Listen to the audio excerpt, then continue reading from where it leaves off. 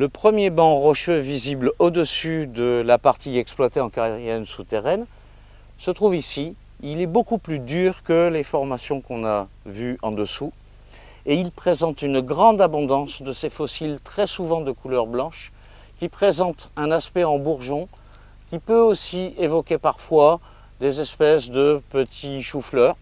Il s'agit d'algues calcaires, c'est-à-dire de végétaux qui fabriquent un squelette calcaire. Alors ce qu'on sait sur ces formes dans l'actuel peut être illustré à partir de ces algues calcaires actuelles vivant dans les Bahamas et dont on voit clairement la forme branchue. Cette forme branchue est possible dans la mesure où les courants sont assez faibles et permettent aux branches de se développer. Lorsqu'on observe les algues fossiles de cette formation, on s'aperçoit qu'elles sont beaucoup plus trapues, plus compactes, et nous laisse donc penser qu'elles ont poussé dans des courants beaucoup plus forts, fréquemment retournés par des courants des rives littorales. Ces algues nécessitent également des eaux très calcaires pour avoir la matière qui leur permet de s'enrober. Ceci est attesté également par la présence de cet oursin, dont on voit ici une coupe ou quelques éclats.